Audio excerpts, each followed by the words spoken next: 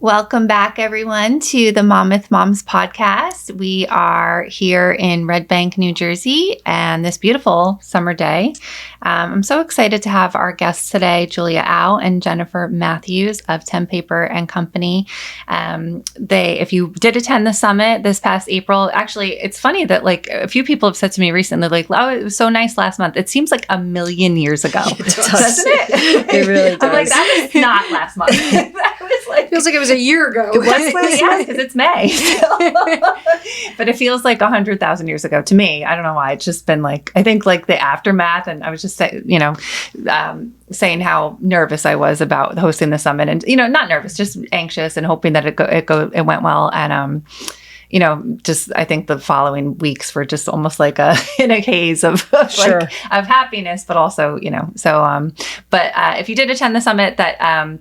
The ladies were on our second panel in the afternoon and shared your stories of motherhood and running your business. And prior to that, you and I, we all had met to learn a bit more about your interest in participating in the summit. So I'm privy to your story a little bit, but I love it, and I'm excited for our listeners to hear it. So let's dig in. Tell me both where you're from. So my name is Julia Au. It's a pleasure being here. So thank you for having us back. And it's actually our first podcast. So is it? Thank you. Normally, have you done a podcast before? But yeah, a lot of interviews, but never a podcast. Yes, lots of thank you. interviews and even some TV. But this is great. So thank you very much for that. Yeah. But I live in Ocean, New Jersey, so really close to Red Bank. Our office is in Brick, born and bred from the Jersey Shore. So happy to be here with you today. Similarly, I live in Wall, so Jersey Shore area, born and raised, but ventured off into other countries and states, but found our way back working with Tempaper here.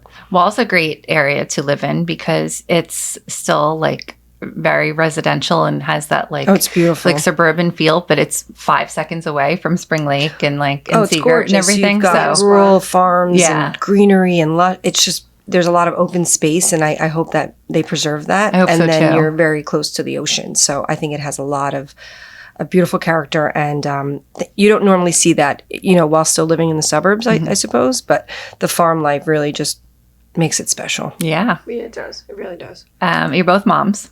Yes. Yes, we are. You just mentioned you grew up in Ocean County. We grew up in Ocean County in Brick. Okay. And tell me, where did you go to school? For high school or college? College, yeah. Rutgers, New Brunswick. Did you both go? We did. We went to Rutgers University and graduated from Douglas College when it was all female back then. Oh, I think I don't believe it is now. I don't know if they've combined campuses. It's definitely been changed since we've been there. Okay. But, In New Brunswick? Yes. In New Brunswick. But no, it's a great college. It was a great experience for us.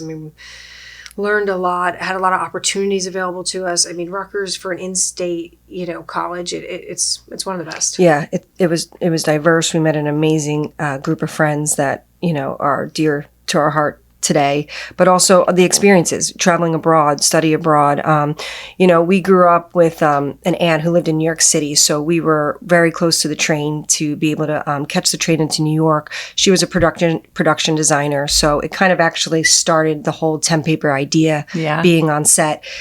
She actually had the idea, but we grew up on sets with her and decorating and shopping for her and styling and assisting anywhere we could. So one day, and I'm kind of kicking it off, but taking down traditional wallpaper, it took forever. Everybody was anxious over budget. It was a lot of tense energy on the set. And my aunt said, "Why can't this just peel off?" And we all kind of said, "Well, why can't it peel off?" And after doing research, we realized peel and stick wallpaper didn't exist. And if we needed it, or if the set designers needed it, then other, categories and industries needed it as well. So Julie and I founded the company. At the time with my aunt, who is no longer a partner of ours. But we wrote a business plan, and set out, honestly, on the pavements of New York City selling this idea. So this was post-college?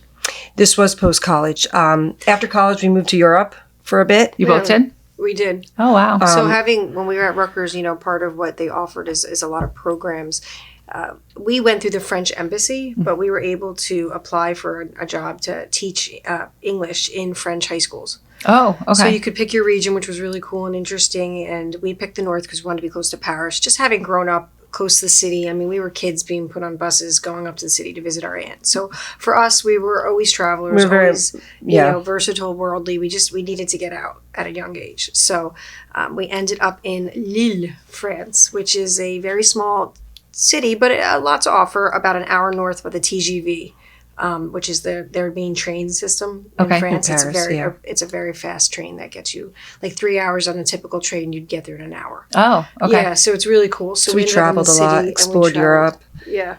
Oh, that's so nice. But then, you know, came home to renew our visa and never made back, and started Tempaper instead. Oh, wow. Now, what did you both major in something similar that was useful to you now? Communication and French. Oh, so okay. For us going to France, part of it was to perfect the language, you know, immerse ourselves in the culture, really understand it, because we had studied it since high school. Mm-hmm.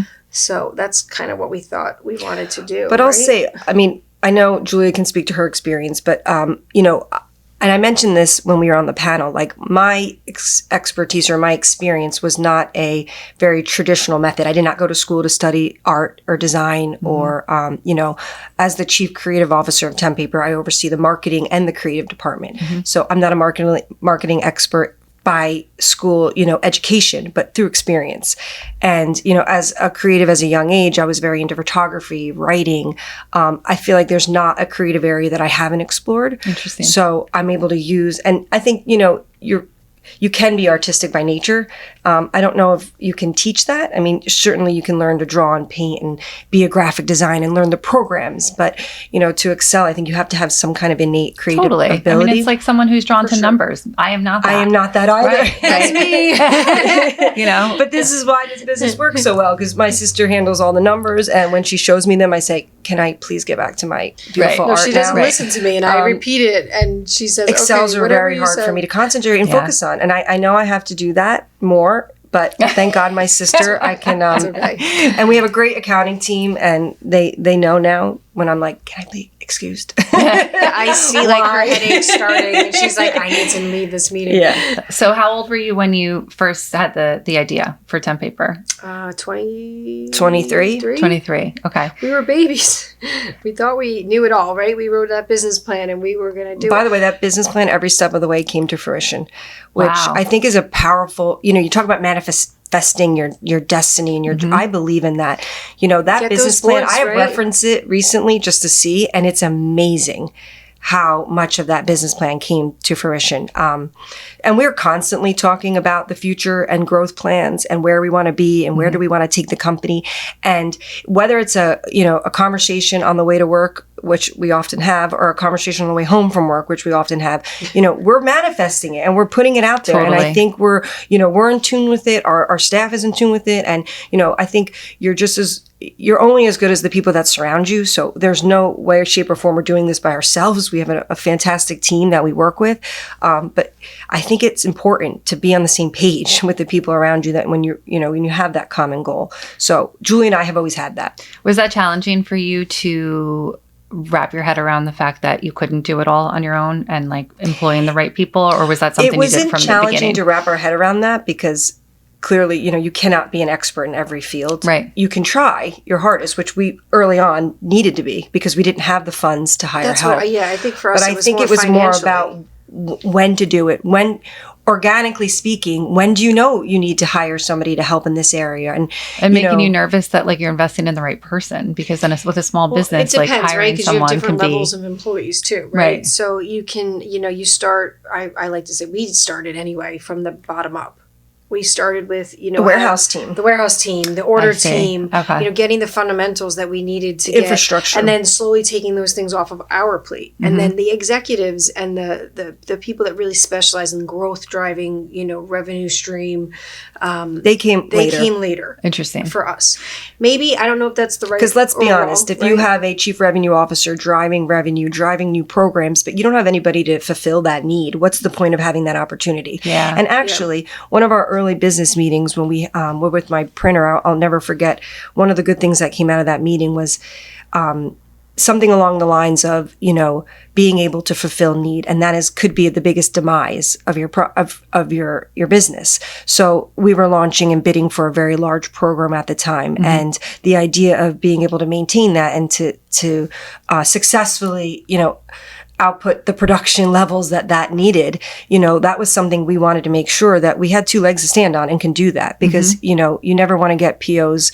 And I'm sure a lot of home companies and in that category went through this during the pandemic, but getting these sizable orders overnight and being able to try to fulfill them without overproducing and meeting your needs financially, like there's a balance to that. And we've always been very aware. Whereas, we could have maybe grown quicker, more quickly through other areas, just making sure that our infrastructure was solid before we started accepting those opportunities and going after those opportunities. I think that's a big business decision we had to make early on. Okay. So when you first started out with the business plan, like for me, I've said this a few times, prior to running Monmouth Moms, I worked in sales for the better part of a decade in wholesale wine sales. And towards the end of that, the business had changed, the landscape had changed, the opportunity to really like climb that corporate ladder was getting like squeezed out a bit because it was very competitive. People were buying wine differently. You had to travel a lot more. So I just didn't really feel like it was a lucrative industry to be in unless you were an owner, which at the time I just didn't have that mindset. But so my husband was like, you can sell anything. So I went to work for this software company for 2 years. And it was software for like engineers, like CAD software. Now, when I tell you like, A, I do not have an engineering mind. B, like don't understand numbers. C, had never even really thought about like how things were made ever in my life. Like if I said like, oh, like make a couch, I just figured like people just make the couch like all in one warehouse, right? Yeah, right. No idea that there's like all these casting companies, all these different manufacturers and the one, company that makes one thing, right? I just had never thought about how things were, right. This shade color, there was probably 10 shades about that before they exactly. picked that. So I'd never thought about it, like where you source things from. And it was just like not something I sold things, but I just didn't, I'd never thought about it. And, mind you, the most challenging and probably I learned so much from this company because it really like pushed me into limits I wasn't really comfortable in being. And, it was more of like a solution-based sales. You had to convince like a company like yours to maybe invest in $100,000 worth of software that could, theoretically improve your production by X amount. But like, it wasn't something that I could comfortably have a conversation saying to you because I just didn't understand like where the heck they were coming from a lot of the time. Do you know what I mean? Yeah. But it made me think so much about like where, like how did you even know where to start? Right. So honestly, I didn't, but I think for me, I used the internet and I just, started searching out and we knew we needed remember the what product. I used, but I knew I needed a vinyl. I knew I needed adhesive. I knew I needed it to come off the wall. It needed to be permanent, semi-permanent, removable. So I just started punching in all these different keywords and finding one company and having a discussion. They're like, that's not what, Mel, you need this. And they would send me to another company and which would then say, oh, I know this one company out here, which then ultimately landed me at my manufacturer. And even that was a work in progress because it wasn't the size rolls we needed and they needed to be printed through a wallpaper printer, all different things that we had to take into account and then create the adhesive, make sure it would stay up and not damage the wall, but stay up indefinitely because that's how we advertise it. So there's a lot of different things, but like the actual trail to get to my supplier, it took me a few weeks and a lot of conversations with a lot of different companies. And the actual trail that took us from because Julia did find this substrate manufacturer that we still use today. Oh, wow. Yeah, I did. Where are they? We're made in the US. So they are. They're in the Midwest. Okay. Yeah. But the trail from the first Google search to product testing and developing took 1.5 years for us to then say, okay, we've got a product that, and we're to be honest, confident it's the same product we sell today. So we're going on 16 years of business of selling Tempaper, I believe. And it's the same product, which speaks to its the quality. Yeah. Right. So yeah, that was 1.5 year process. But they were really they were excited about the opportunity. I mean, at first I was a little nervous to tell them the idea, but having it wasn't in the market. Like, So for I'm me, sure you had sign for a anybody out there non-disclosure. listening that has something in their back pocket they know could be big. I mean, I went straight to a lawyer. He was a friend of ours at the time. I said, I need some type of a supplier agreement that locks this up so that it's ours. And I wrote it, and we sent it to them, and we said, we were not going further unless you sign. And then they signed it. So they were like, okay, sure. I'm sure they didn't believe it was going to be a multi-million-dollar category, which it is today. But at the time, they were like, sure, we'll like do an this. NDA type of. It wasn't even just, I did an NDA. Okay. 100%. Yeah, I think Then that's the moved it first to step, the non-disclosure. Yeah, a supplier agreement, which for us, we were the exclusive. It was our product. It was exclusive to us. They weren't going to manufacture for anybody else. Okay. And I will say it did come in handy a few times with some competitors that needed second resources for product. But you have the patent too, don't you? Which, Correct. and then I said, after we got the agreement in place, I said, I really want to get a patent on it. So I'm going to need to know some chemicals and they said, if that's what you want to do, we didn't want to make everything very public, but yes, I did follow up with a utility patent, which took me a few years. It does. It takes a while, right? And those corporate documents, so the non-disclosure keeps anyone from talking about our concept. Okay. The supplier agreement keeps them from selling that product to anybody but us. And then the patent keeps, ideally, no one from actually selling peel and stick wallpaper. So those are the three valuable, legal contracts that Julia kind of spearheaded early on. Interesting. That happens a lot in the wine world, like where they don't have those protections, and then like sometimes you're drinking the same thing under a different label and stuff. So, yeah. Well, and that's private labeling and branding, which we do a lot of, but it's also agreed upon with the supplier and stuff. I'm sure whoever's buying and selling it, they know, like, you go into Trader Joe's now and they're all Trader Joe's branded, but who's making those products? Oh yeah, it's all kinds of stuff. Yeah. It's I find it very interesting now that we've dabbled in it and we do it, but yeah. Oh, that's so interesting. So, so you start out the first few years. What does that look like? It was a tough few years. I'll be honest with everyone. We ended up finding an amazing pattern designer who's still with us today. She's our art director. Oh, Amanda wow. Bolt. Amanda Bolt. Super talented. A friend of a friend from Brooklyn. And we started working with her, just purchasing her designs. And my goodness, that was 20 years ago. Yeah, we started, I want to say, Jen, 4 patterns? Yeah, 4 patterns. And I remember Amanda, 4 patterns we had to start. And now we have probably 500 different patterns and colorways. And that's not even different product categories. But yeah, Amanda's still on our team today, leading the art direction and all the a lot of product development and trend boards and everything that the retailers love from us and consumers come to us for, really. But but early on, we did a lot of. Honestly, we would map out our day and say, these are the 10 stores that we're going to hit with backpacks and samples and walk around New York City with beautiful, and at the time I was working for Entertainment Weekly. I had a day job. So you had to have been working in another capacity to pay your bills, so right? Let's back up. So we launched 4 or 5 patterns. We had a very simple website that we were selling off of, and we were managing those orders. I remember the day we got our first order. It was very exciting. But outside of that, we worked on press leads, we used to send out press releases every week. We picked 10 top editors. We just Googled, searched their names. I was a maniac with my communication, to so like trade shows like ACID is well, one. there was a couple of in New York. we We did. started at the New York Gift Fair, so that was our first. It's called the New York Now Show, but it was in 2009, and we were the New York International Gift Fair. It was at the Pier 94, and it was amazing. Looking back, it was probably one of my most favorite trade shows we ever did, and probably most favorite moment. Right? They brought it to the our Javits first Center. show. It changed its energy, but those first few shows. It was on Pier 94, and the energy was like old school New York, where it was just creative products, really interesting people.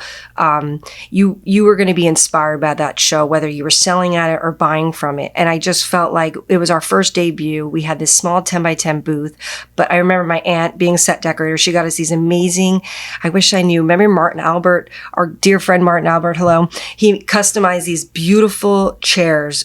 Victorian seats. They were like kings and queens. It was just gorgeous work. But whatever it was, that and the wallpaper brought people in. We just put these 3 chairs in our booth, and just 3 did chairs all the walls and samples. Yeah. And it was a showstopper. And I remember Julie and I just sat there with the samples, just peeling and sticking. And people would walk by and say, "You're selling wallpaper?" It was 2009. So 2008 was when everything crashed, and nobody wanted to hear anything about wallpaper. It was like a taboo. They'd be like, "Nope, don't want to hear it. It's wallpaper." We're like, "It's Tempaper. It's not wallpaper. It's Tempaper." So we wanted our part of our business plan was that Tempaper was going to be the household name for peel and stick wallpaper. Just as wallpaper, you have wallpaper and you have Tempaper. And I do think it's synonymous with peel and stick wallpaper at this point. But it was fun. And everybody would go, wait, what? They literally would stop to be like, did you just peel that off the wall? And it was this moment of every single person and I remember we were writing orders and it was frantic. It was one of those moments where like, okay, we need to prepare better for that because everybody was the passion and the energy that we had always had for the product was in, we were seeing it. People picking up that it was incredible. Energy. We could see their brains kind of working like, oh my God, I could use this. Where would I put it? Yes. And that's what they say, those best products, the best business plans, it's a need, right? And we could see every designer in that room or every buyer I think that people can use this. And, we reformed our speech and our intro and how we, presented the product and through the years and all the different trade shows. But that first one was super special for us and I'll never forget it. But we did several trade shows after that. I mean, we did the High Point Market, which we still do today. We have a permanent showroom there in Inner Hall. Yep.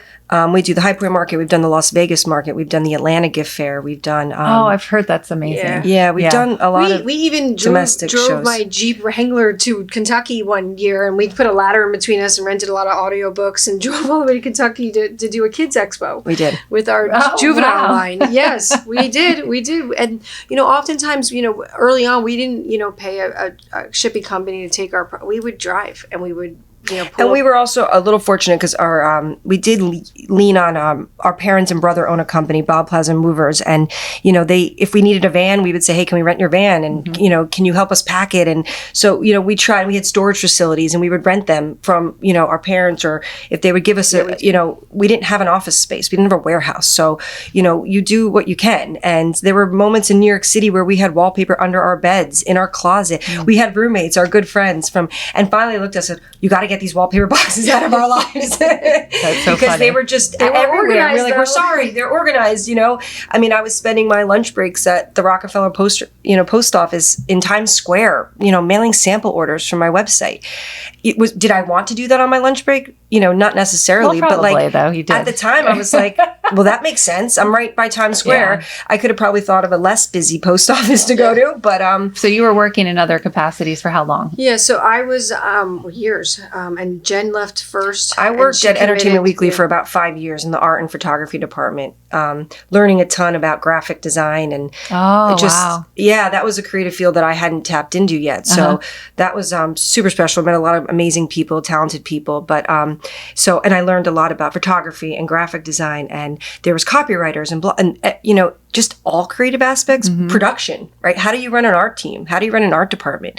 I saw it firsthand and how to do that. Wow. Because I have an art team and I have an art department and a production. I mean, it's all production in one way, shape, or form, whether it's publishing or, what we're doing or manufacturing, and there's all parts to that. So that was a really enriching experience that I still use today. But I ended up working nights. I was in the restaurant industry, just making sure, just to have as much cash as we possibly could need. Right. So I was working as a bartender, 4 or 5 days a week. I served tables, but I was doing production assistant with my aunt when she was still doing the set design.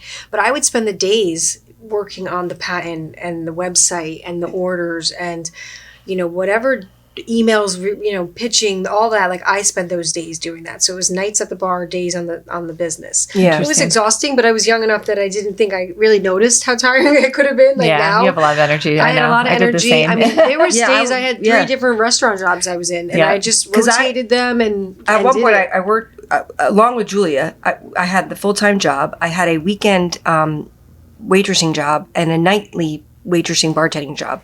And after I would come home from those jobs, I would sit up until wee hours in the morning cutting sample orders to be able to mail them the next day. Wow. That kind of stamina. You look back. Yeah, we did that. I want to say, so the first 5 years we were doing at least 6, 7 years. 7. Right. And then it got to the point where we were busier, and I remember, just thinking how we couldn't go on. Like, I think that's a key sustain question. That level of, everyone's like, when do you know to make the jump, right? When do you know to make that jump? I think you just know, because you're like, we cannot go on any longer. Well, and I think, at that point, I was very distracted, I'm sure, at work. And, thinking about the company, and I was like, okay, this isn't You're always fair. gravitating towards wanting to help make and it grow. I, wanted to spend more hours on the company, and so I felt I remember like hiding that in the wasn't. bathroom, sending emails. Yeah, like at the I remember restaurant, having and I'm like, the bell's conversations ringing. in the elevator shaft, being like, we need this order. So it got to a point where it just wasn't fair to either part. We used to Either do, businesses. I think really. on Monday nights we'd meet in my aunt's apartment in the West Village. We'd have our Creative weekly meetings. creative meetings. Oh, wow. Every we Monday cook- we'd set out that cook big table, dinners we'd cook and dinner, and we would work. Be creative. Yeah. Remember that, right? And we would talk about pattern development. Just, were we making a lot of money? No, but actually looking back, the revenue wasn't bad considering we were shipping all the orders. And No, doing but I everything, think we paid ourselves $500 a month. Wow. But we didn't get paid for the first 5-7 years. Yeah. And I remember at one point, Julie and I sat down and we looked at each other we really need to start taking something. $500 wasn't going to pay the bill, but it was like a. It makes you at least feel like you're doing something. It was a step in the right Yeah, yeah. direction, but that was what we started making. Yeah. Well, I think what a lot of people don't realize when you start a manufacturing company or you have inventory is a lot of that cash that and I could talk about this all day, another segment about profit and losses and how to read income statements, but you have to spend a lot of money before you make a lot of money. So you're constantly laying out cash to buy products that have terms, and then you have to sell the goods, and then those payments have terms. So your cycle of spending money to collecting money in some instances could be 6 months. Right. And it's really hard to get ahead with small orders, which is why a lot of people go and start focusing on larger orders, because it's larger sums and it makes it a lot easier. So we were running on a lot of small orders constantly. And for us, the turning point in our company and our business was when I got a phone call on a Friday afternoon, and it was a repping agency that worked for Target retail. And for us, that's what our revenue was great. The cash was poor, right? We had. We didn't say it was great, but it was modest. Considering, and we don't have to go into what it was, but I think considering the 2 people or 3 people were running the show, I'm very impressed with what we were accomplishing. I will say that. I just patted Julia on the back. Yes, she did. But we we use this a lot in our industry. It's not it's just cash poor, right? You have revenue, you have net income. It looks like you're in the black, but why do we not have money? And that's why, because you have to spend a lot before you make it. You have inventory dollars. And that's not even marketing expenses. We weren't even really paying for marketing. We weren't paying for anything at that point. Salaries. Just maybe trade just our shows and website and our and trade trade shows. and expenses that were associated with the trade shows that you have to spend. The square footage of the space. But there was no company digital that you- advertising. There was nothing. Do you think that would have helped, accelerated your growth? I think investing in SEO probably would have accelerated us from an I think a online lot perspective. about what would I have done differently. I Yeah. love that. And I do it a lot. She does love that question. I don't know why. I don't love it because I think What would you have done differently, Julia? I will tell everybody right now. I would have fought harder to get a loan, a larger loan. Oh. But at the time, I don't know if you and I would have known exactly what to do with that loan. But now I do. Right now, I know exactly what I would have done with that financial money. And I think for me, and we did try. And at the time, banks, it was right after the crash. So nobody was lending. And we tried women-owned, we tried to go angel And we funding. are WB certified. We are certified. We just didn't have assets. We didn't have leverage. We were renting. There just was a lot of factors that go into a loan, right? You have to have something to pay it back, right? Yeah, right. For us, we didn't. So it was all of our own money putting into the company early on. And Were you looking for investors? We didn't want to take on an investor because we really wanted to own. We wanted to answer to keep someone it else. We private. still are privately owned. Yeah. But honestly, now at this point, ready for if we found an investor that saw the vision and the way that we wanted it, sure, we might open it up to it, selling some stock or shares. But for us early on, we didn't want that. But I think having some, maybe a 6-figure loan or an investment, it would have maybe allowed us to propel the growth a little bit more. Interesting. Okay. So at what point do you meet your spouses and venture into motherhood? Oh, good question. Gosh. You met I was Justin first, right? 2000, and I think honestly, actually, that brings up a good point, Kate. My husband wasn't the target. You just had the. I met my husband early on when I was launching the company because Okay. I What year remember was it? using his. I want to say 2008. No, it was got to be earlier because I met Roddy in I met him at Michael's 2012. wedding. When did Michael and Aaron get married? 2006. Was it? Okay, so 2006. I met my husband at my brother's wedding. Maybe I'm lying. Oh no, because you 2008. know each other in New York. It was Sorry, 2008. Sorry, we can cut that, right? That banter. He just won't listen. 2008, I met my husband. So he was my first prototype wall. And I remember coming over with Damsel black and white, and I put it up in his room. And I was like, I need to test this product. And he was like, what are you doing? I'm hanging up the wallpaper. And yeah, he's been part of it all because he was part of helping us. He was our first warehouse manager because he would help me organize the warehouse. This little, remember? He would put up the racks for us. He would help us, I remember Roddy used to help us with the pallets. Yeah, and He the used to help pallets me and wrap all the ticketing. We pallets. would be out there in the cold ticketing. Wow. Yeah, so I met my Yes. husband in 2012. Okay. And then you had children first. I did. Okay. So we, Jack and Vivian, my oldest twins, were born in 2013. So right when we actually solidified that Target I deal. remember you saying that because I you had- said you had just had babies and I had it was like babies. the biggest order you've ever got. Yeah, It was there the was biggest just to say there program. was no maternity leave Right, at right, all right. Yeah, for it that didn't exist in our world. experience with twins. So I remember breastfeeding at the computer with them, actually, like legitimately typing and nursing and being like, yeah, this is totally normal, right? So you had so you were working full time with Tempaper then. Full time. Okay, awesome. Yeah. And then you had children shortly after that. Not shortly. Oh, okay. My daughter was born in 2017. Okay. So 5 years later, right? Yeah. We got married. We got married in 2016. We had her in 2017. So. Okay. And then what was that like? Just so your business is rapidly growing, and you're getting into Target. Do you have to travel much or is it more? Well, the first Early 6 on- months, Julia had to travel a lot since without she just me. had the Jack and Vivian. I had to go out there. I think 6 months straight. I was there probably every other week. At like the headquarters? Yeah. Oh, okay, Yes. interesting. Before this was pre-COVID, so everybody met in person. All of We the weren't ever meetings doing were. Zoom calls. You were flying. I mean, Wow. it changed dramatically after COVID, but early on, I mean, all of our meetings were done in person. Okay.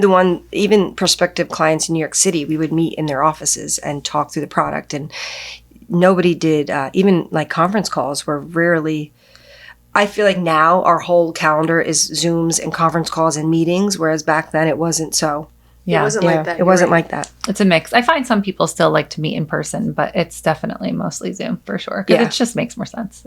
Yeah. Well, For- it's Much more. Well, I more. think about, as a startup, not having a ton of extra cash, and then all those flights to Minneapolis, Hotels and flights. Hotels and flights, and that that's put not, us in a hole just that alone. But I knew, for a reason, we had to do it. Right. But that kind of thing is a burden for a company that's starting up.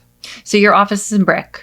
Yes. Has it always been? No. Okay. Well, it was Well, it was in Manhattan. Manhattan. And then we moved out to Brick when we it's a really nice layout for us now. I think we're outgrowing it, but it's an office space in the front, and then we've been able to expand the back, so we have about 10,000 square feet of warehousing. Oh, wow. And it's tall, it goes up, but we also have 2 other warehouses that we use from our printing facilities. That are much Our bigger. main one is in Florida, and then we have one in Pennsylvania. Oh, that's so interesting. So, so you moved from Manhattan to Brick when? You're testing our memory. And actually, we didn't move to Brick. I lived in Asbury Yeah, we Park. never moved back to Brick. We probably opened our office in 2013, 12, It was, like, 14. right around that It's right time. around that Target time. So, It's yeah, all a little like bit blurry, but it kinda all happening. happened. That's probably why you can't remember. Yeah, exactly. I had twins, Target. I have no Very idea. tumultuous time for us. We're still recovering. And don't you remember the Target execs being like, "Congratulations," because we were bidding for 500 stores. I don't know, it was And less than that. I think it was like 300 or 400. by the end of the process, they said, "We like this so much, we're going to roll it out to 1,900 stores." Wow. You got this, right, girls? And we were like, "Mm-hmm. Yep, we got this." Wow. Yeah. And then it was like, "Do we have this?"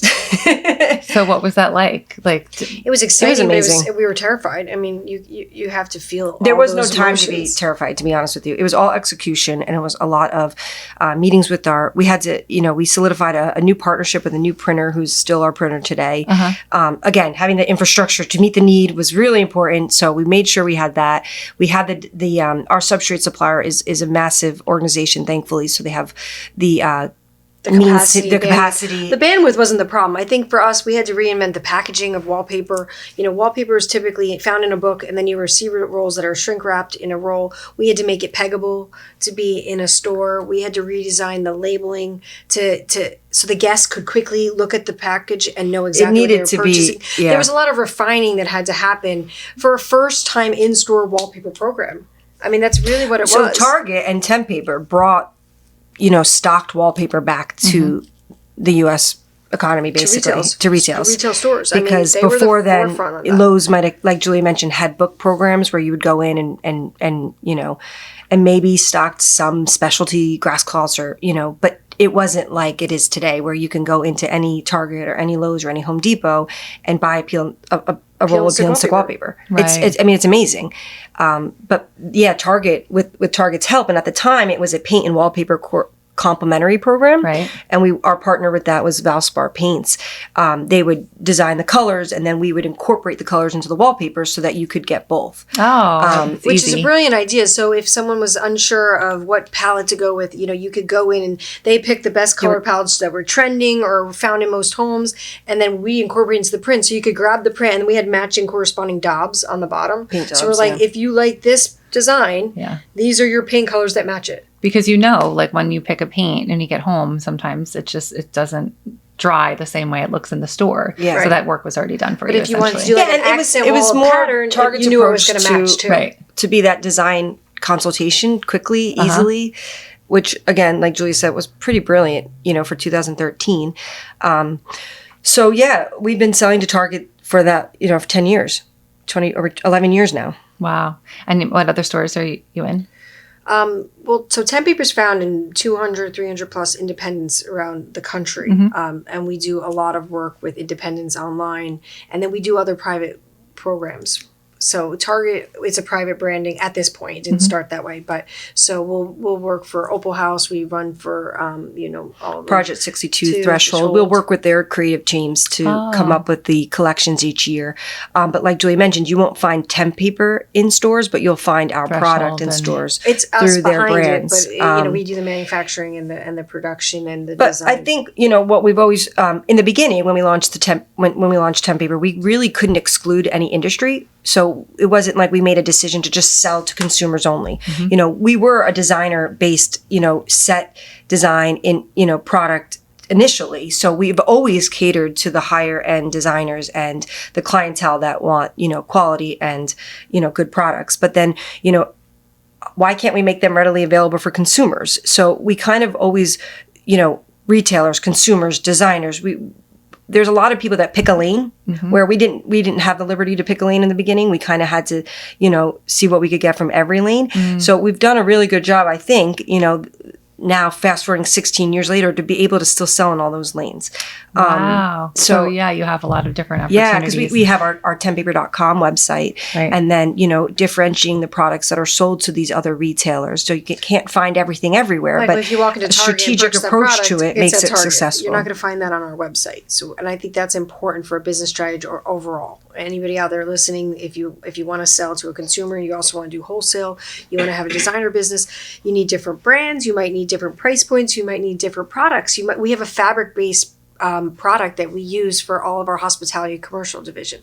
We have printing, we're printing, it's a different print method, it's a different substrate, it's a different price point, it's customizable, it's a little bit thicker, so it's fire rated, it's got all the different of our parts codes. are fire, but it's but different you know what I'm weights, saying, for different hospitality codes it needs to be type 2. So we developed that for that industry. Interesting. And it just lends itself so that you're not pigeoned to one type of consumer. Okay.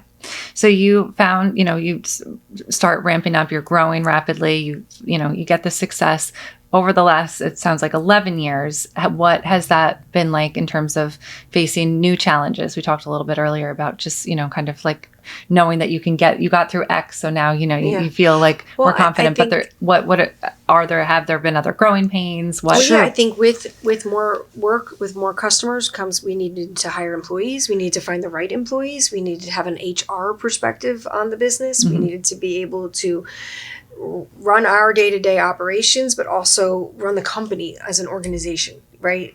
And because when you're 3 or 4 employees and then you grow to have 25, that's a lot of time and energy into that. And Julie and I are active, employees, not just owners of the company. So we have our own roles, plus, managing the business, and of course, then, your personal life with your family and your kids. So, right. And when you think you're in a good spot, right? COVID hits. And then you have to reform everything you just did. You have to figure out how to let people work from home, and you have to react quickly. I mean, everybody in America or in the world had to change everything they knew, whether it was personally or professionally, right? We all had to figure out how to continue going on in a different manner. So when we thought we even had that figured out, then we had to hire. We were fortunate that COVID, we grew tremendously during it. It was a DIY home product that people could do while they were home. And, we weren't sure how it was going to go. I remember those first few weeks. I was pushing out. I was canceling raw material deliveries, and then I was bringing them back. No, ship them back. My manager was like, "What do you want me to do?" I'm like, it was exciting. And no one had a crystal ball. How long was it going to last? What was it going to look like? But These orders going to stay. I mean, if you were in home decor, it's true. And look, we feel very fortunate because my heart, there's a lot of people I thought about that I didn't even know that if they lost their business during COVID, that's a tough one. That's totally. an unexpected, not planned. And my heart went out to a lot of people that I didn't even know because, you work so hard on something for so long, and then for that to happen is terrible. Yeah, especially people like, in the event space, people like, that required people to be there, I think were probably hit, the hardest in terms of, restaurants. And I'll say even the ones that made it, I mean, we struggled. I mean, those 2 years were amazing, but it had its repercussions. Well, and then everybody was homeschooling their kids, and, schools weren't open. So I remember that, trying to run the business. I was pregnant with my third child, and my kids were in third grade. So I'm teaching third grade alongside a virtual teacher. My husband's working from home. I mean, yeah. Yeah, no, it was not a fun time. Never want to go back to that. And we were trying to I was pregnant, so to be honest and candidly, I couldn't even have a cocktail at the end of it all. Don't worry, I had plenty for my husband became a mixologist that night. Jen, you got to see what I'm making. I don't care. Oh my God. They closed the parks. I couldn't go for walks. I'm like, do they want to kill me? Yeah. No, if I was pregnant during COVID, that would have been. It was actually, my son was 4 months old during COVID. Yeah. So I had a newborn. I was in the nursing. I remember being like, it was tough. So that's what I was saying. So where are the challenges these 11 years? I mean, there's been so many. I don't think you ever get to a point where you don't have them. That was pretty. I think our challenges now are everyday, business challenges and obstacles and growth, and how to, get more growth, and, how to, what avenues to explore, and, making us less tactical and more, bigger picture. Mm-hmm. And that's like a big, thing for us now is, how do we release some of that to employees so that we can really, run this company and take it to the next level, and, have more time to take trips and inspirational trips, and, being a creative and wanting to, just your event, was brilliant. Getting out of the office and talking and networking and things that, we'd love to do, and I think could be beneficial for us and the company and the employees, and having that time. I call that for me, it's like getting off that hamster wheel of just like each month of like, okay, and then like the next month it's like, all right, how, what am I doing and how am I bringing in revenue and all of that, and wearing 17 different hats. It's hard to do that. It's to really get off hard. That, and even when you think you're off of it, you're still on it, but it's like those slow baby steps. But like, that's actually a good point. Like for us doing your panel, which was really awesome, and it was an amazing event. It was a big deal for us to say, hey, we're going to get out besides trade shows and business meetings, to take that time to just really go and give back. Well, because time is so precious, and like, I mean, I'm always racing against the clock, always. Right. That's just how I feel. Like it's just, and you'll get back to your desk and have 1,000 emails, and you're like, was it worth it? It never stops. And then, you take time over the weekend because you have to. I've learned anyway. Like if you don't take a little time, you're not 100%. So it's like, it doesn't matter. It's you're not, we talk a lot about that, and that comes with experience, right? You've been, working, or just maturity, like looking back, you can't sustain that kind of like 24 hours on all day long. Like you just can't. And like you said, if you're going to show up and be a mom, to be the best mom, you do need a break. Totally. And to be the best, owner, employee, or, CEO, creative director, whatever you are, you need to be invested in, and taking breaks helps that. Even if it's, taking a drive, you tell the employees, get outside, take a walk, like just taking a break. And don't some of your best ideas come from when you take a break? 100%. When you're refreshed, for sure, you can think clearly. You Yeah. can really look at a picture, whatever the problem is or whatever you're working on, And not take being a like step reactive back. to things. And Yeah, stuff, I spoke right? a lot about it on the panel when we were there last month, and I think for us and Julia.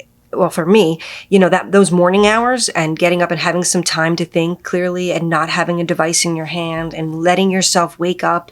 And, for me, my morning routine includes a workout. And like, I think during those workouts. Me too, and yeah. a lot of times I plan my day. What do I need to do? Who do I need to meet with? What projects do I need to start or finish or review? And, setting that while my mind is waking up really helps me to be productive during the day. Totally. Yeah. If I don't have that morning prep, I feel like I'm not as productive. And you're doing things, but it's just like you're busy versus like actually being productive, right?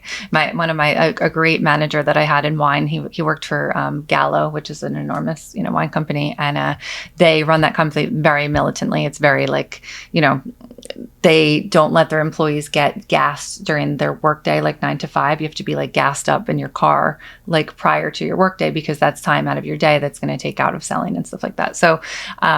So he always instilled a lot of those values. And I didn't work for Gallo, but I worked for them at a different company.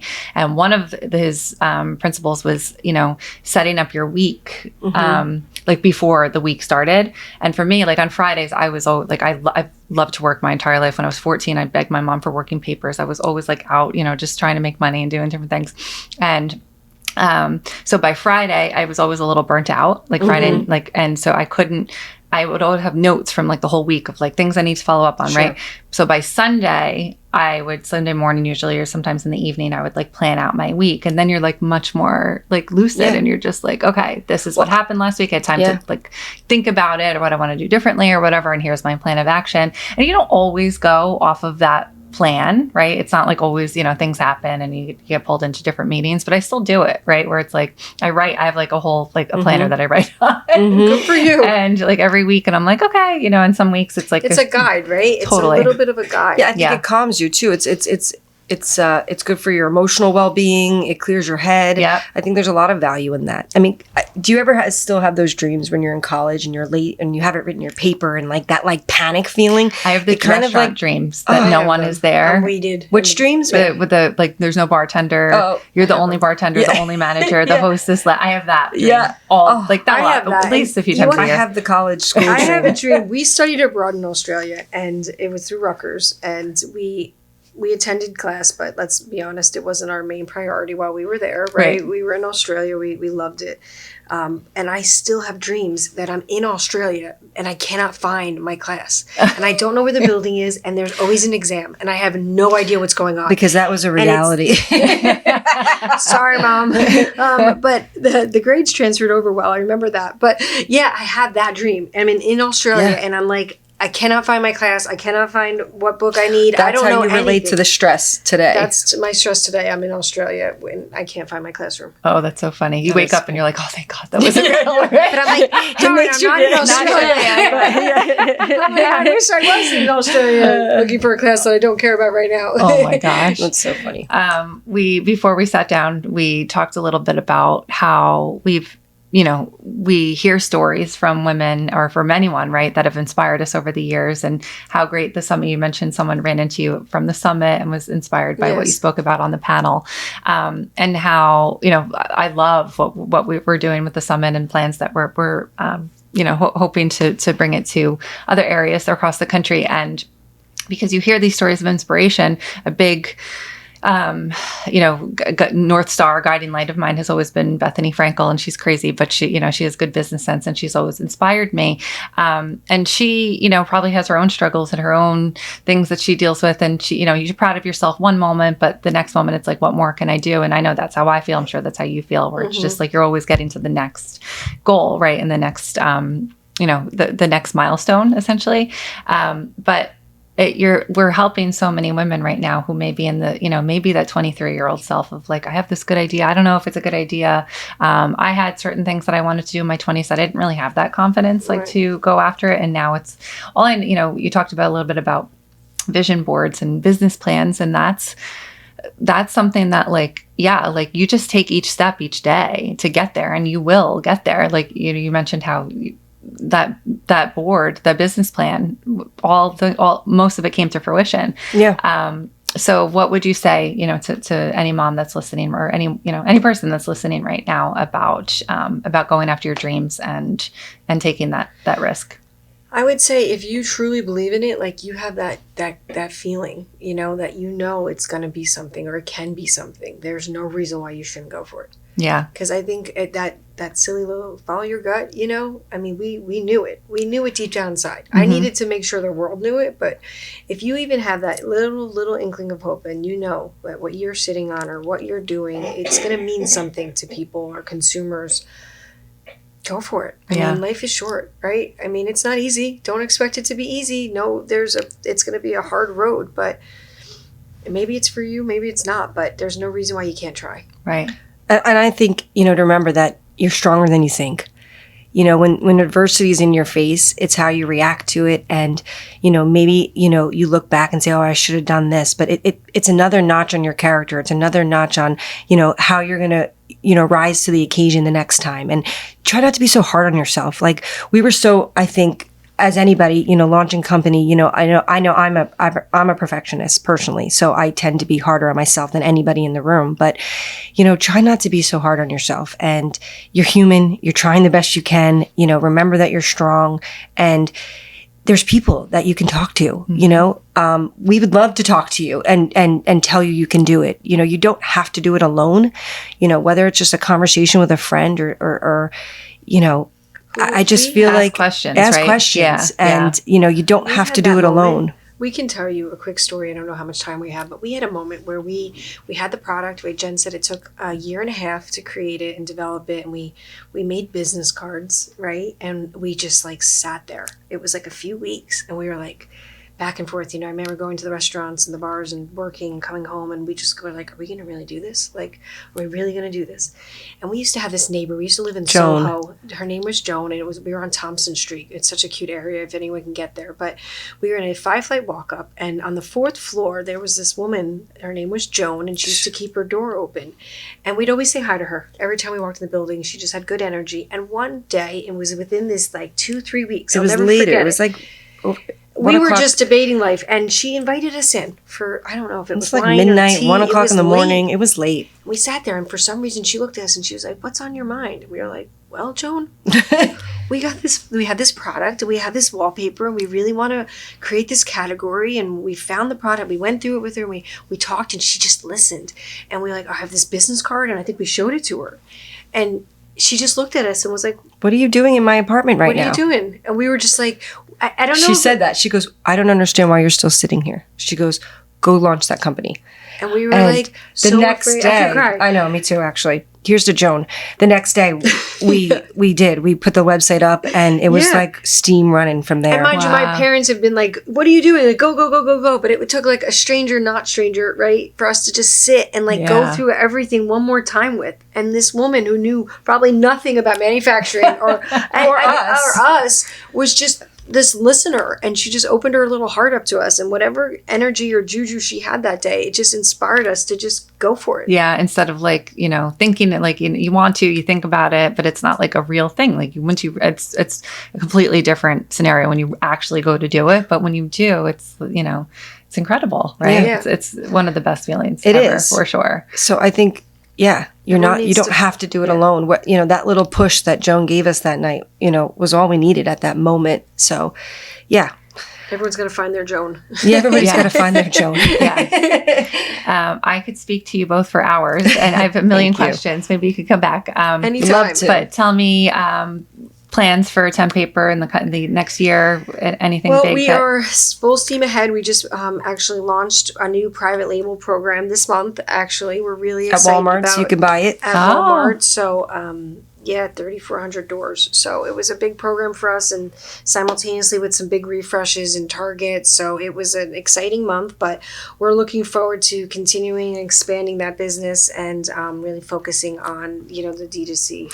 And looking, expanding into Europe, some international distribution, and new product development. We have our grass cloth line and our rug line so that do beautiful, very by the well. way. I love The it. authentic Oh my grass gosh. cloths Yeah. are beautiful. Really, and the really specialty beautiful. textures, the micas, the linens, they're one of a kind and super beautiful. So we highly recommend them. But yeah, constant growth and different channels and different countries for us. Maybe a little glass of champagne at the end of the month to celebrate. That's right. It's good Enjoy your month, summer yeah. a little bit. Thank you. You too, Thank Kate. you. Thanks for having us. Thank you. Everyone can find you, Tempaper Co. on Instagram, right? It's on Instagram. Instagram. It's Tempaper_designs. Okay. Or did we change the handle to Tempaper? I'll put it in the Yeah. notes here so Thank you. everyone. But then definitely tempaper.com is a great way to see the latest, greatest, and All the news beautiful and stuff we're offering. Sign up for the emails and the texts, SMSs, and you'll get all the updates and all the fun stuff going on. And you can order on the website too. Yes. So Yeah, we ship globally, so it doesn't matter where you're located or where you're listening from. You can order product, and most of it's readily available. So. yeah, it's beautiful product. I love the branding. It's gorgeous. So it's definitely my some of my favorite patterns, and just I love interior design. So Thank you. Thank you. I could. We're gonna have to get you one. Well, I was pattern. thinking that. I was Yeah, I thinking know. this office Yeah. is beautiful, but I don't know we'll what do to put on the walls. Hey, Like, what if we did like a really cool, we have a paintable product and everybody that comes on can leave a message, sign it, and it could be a really inspirational wall. That's a great That would idea. be fun. Yeah, I haven't done the walls because once you do the walls, it's no. But I got to put some Minx over here. She's like, That's you why gotta you get need something temp for the paper. I need something. Removable wallpaper. And some shelving and stuff. That was the last thing. I need a couple more furniture, but yeah, it was it's beautiful as piecemeal. is. But No, yeah, it's beautiful. It is beautiful. So, well, thank you so much. And coming up, we have some summer fun happening with Mom with Moms. Our summer fun guide is coming out. You can actually check our site now. We already have our local guide to beaches and pools. So our updated guide to all the different daily passes and seasonal passes that you can get, beach clubs, splash pads, everything that you can do outdoors with your family this summer. We also have something new coming out, our outdoor fun guide. So all the different places that you can go, like parasailing and kayaking and water skiing throughout Monmouth County is in there, because you go on vacation and I'll do stuff like that. And I'm like, we have a lot of stuff here that you can actually do. And I never Staycations ever are go. good. Yeah. So I put that together this year. So look for that. We also have, we're not in the very near future, but we are going to start discussing plans that we have for 2025 Summit. We have the date booked in New Jersey for next year. So I'm excited for that. I'm going to start putting something together, but we do have big plans. So I'll be announcing some of that soon. I'm very excited for all Summit news and more. So as always, check the momwithmoms.com for everything fun, summer fun in Monmouth County this year. See you soon.